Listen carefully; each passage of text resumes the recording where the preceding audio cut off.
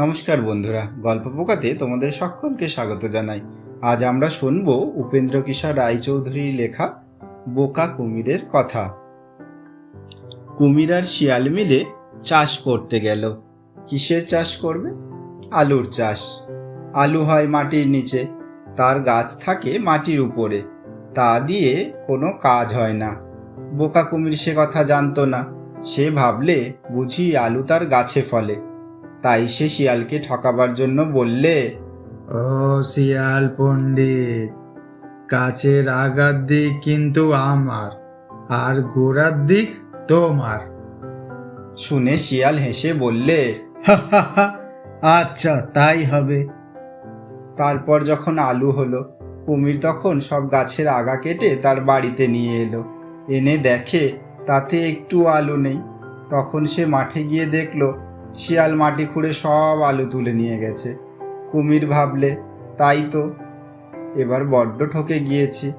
আচ্ছা, আসছে বার দেখব। তার পরের বার হলো ধানের চাষ।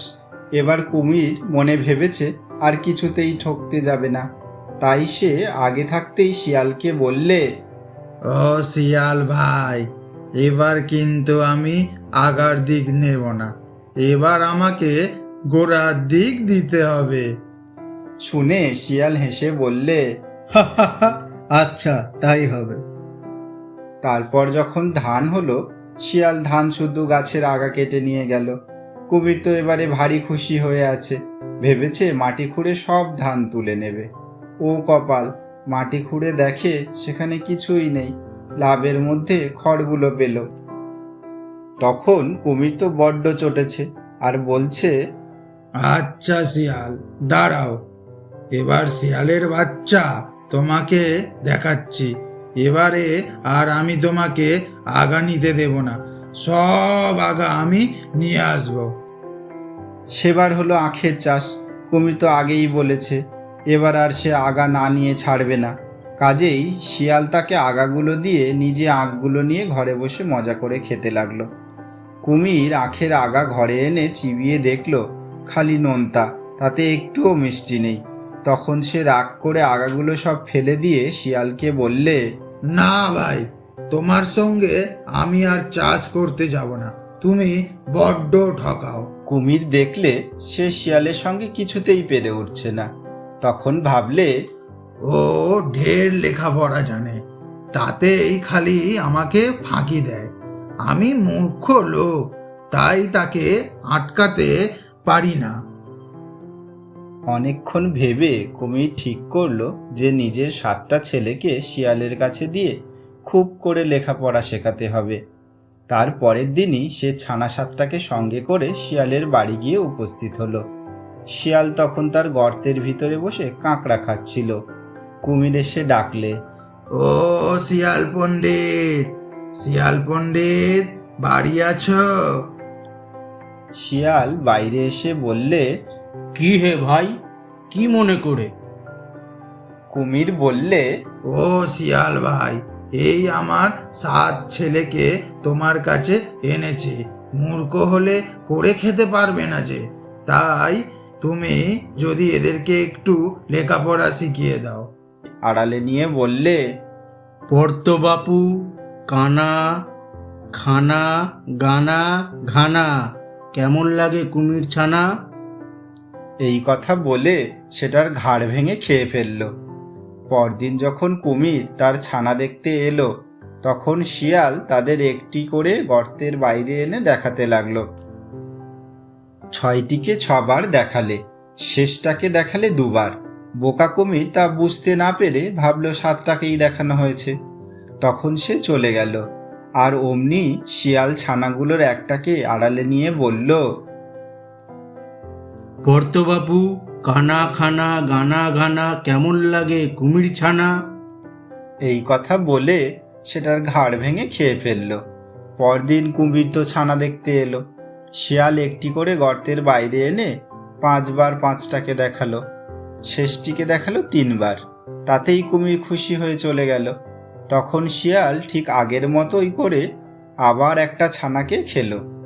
এমনি করে সে রোজ একটি করে ছানা খায় আর কুমির এলে তাকে ফাঁকি দিয়ে ভোলায়। শেষে যখন একটি ছানা বই আর রইল না, তখন সেই একটিকেই 7 বার দেখিয়ে সে কুমিরকে বোঝালো। তারপর কুমির চলে গেল, সেটিকেও খেয়ে ফেলল। তারপর আর একটিও রইল না। তখন শিয়ালিনী বললে, এখন উপায়? কুমির এলে দেখাবে কি? ছানা দেখতে না পেলে তো অমনি আমাদের ধরে খাবে। শিয়াল বললে, আমাদের পেলে তো ধরে খাবে। নদীর ওপারে বনটা খুব বড়, চলো আমরা সেখানেই যাই, তাহলে কুমির আর আমাদের খুঁজে বার করতে পারবে না। এই বলে শিয়াল শিয়ালিনীকে নিয়ে তাদের পুরনো গর্ত ছেড়ে চলে গেল। এর খানিক বাদেই কুমির এসেছে। সে এসে শিয়াল পণ্ডিত বলে কত ডাকলো, কেউ তার কথার উত্তর দিল না। তখন সে গর্তের ভিতর বারবার খুঁজে দেখল, শিয়ালও নেই, শিয়ালিনীও নেই, খালি তার ছানাদের হাড়গুলো পড়ে আছে। তখন তার খুব রাগ হলো, আর সে চারিদিকে ছোটাছুটি করে শিয়ালকে খুঁজতে লাগলো। খুঁজতে খুঁজতে নদীর ধারে গিয়ে দেখলো ওই শিয়াল আর শিয়ালিনী সাঁতরে নদী পার হচ্ছে। অমনি দাঁড়া হতভাগা! বলে সে জলে ঝাঁপ দিয়ে পড়ল। জলের নিচে ছুটতে কুমিরের মতো কেউ পারে না। দেখতে দেখতে সে গিয়ে শিয়ালের পিছনের একটি পা কামড়ে ধরল। শিয়াল সবে তার সামনের পা দুটো ডাঙায় তুলেছিল, শিয়ালিনী আগেই উঠে গিয়ে। কুমির এসে শিয়ালের পা ধরতেই সে শিয়ালিনীকে ডেকে বললে, শিয়ালিনী, শিয়ালিনী, আমার লাঠি গাছা ধরে কে টানাটানি করছে? লাঠিটা বা নিয়েই যায়। এই কথা শুনে কুমির ভাবলে, তাই তো, পা ধরতে গিয়ে লাঠি ধরে ফেলেছি, শিগগিরই লাঠি ছেড়ে পা ধরি। এই ভেবে যেই সে শিয়ালের পা ছেড়ে দিয়েছে, অমনি শিয়াল এক লাফে ডাঙায় উঠে গিয়েছে। উঠতেই বোঁ করে দে ছুট।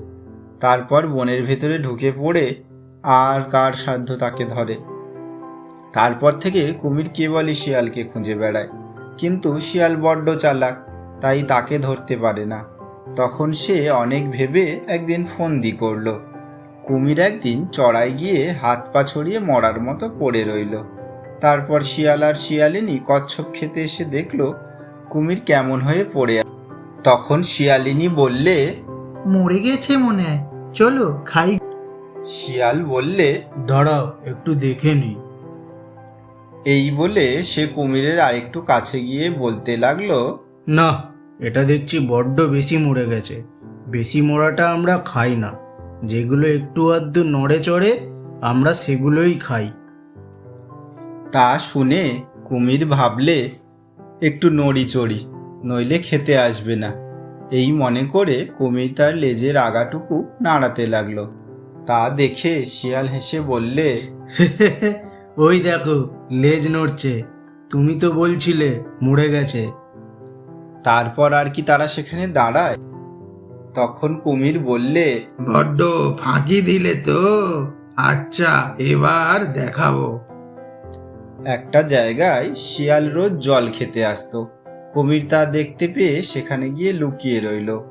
ভাবলো শিয়াল জল খেতে এলেই ধরে খাবে। সেদিন শিয়াল এসে দেখলো সেখানে একটাও মাছ নেই, অন্যদিন ঢের মাছ চলাফেরা করে। শিয়াল ভাবলে, ভালো রে ভালো, আজ সব মাছ গেল কোথায়? বুঝেছি, এখানে কুমির। তখন সে বললে, এখানকার জলটা বেজায় পরিষ্কার, একটু ঘোলা না হলে কি খাওয়া যায়? চল শিয়ালিনী, আর এক জায়গায় যাই। এ কথা শুনেই কুমির তাড়াতাড়ি সেখানকার জল ঘোলা করতে আরম্ভ করলো। তা দেখে শিয়াল হাসতে হাসতে ছুটে পালিয়ে। আর একদিন শিয়াল এসেছে কাঁকড়া খেতে। কুমির তার আগেই সেখানে চুপ করে বসে আছে। শিয়াল তা টের পেয়ে বলল, এখানে কাঁকড়া নেই, থাকলে তো দু একটা ভাসতো। অমনি কুমির তার লেজের আগাটুকু ভাসিয়ে দিল, কাজেই শিয়াল আর জলে নামল না। অমনি করে বারবার শিয়ালের কাছে ঠকে গিয়ে শেষে কুমিরের ভারী লজ্জা হলো। তখন সে আর কি করে মুখ দেখাবে, কাজেই সে তার ঘরের ভিতর গিয়ে বসে রইল। তো বন্ধুরা, আজকে আমাদের গল্প তোমাদের কেমন লাগলো তা তোমরা অবশ্যই কমেন্ট করে জানিও। আর গল্প শুনে ভালো লাগলে চ্যানেলটিকে সাবস্ক্রাইব করো।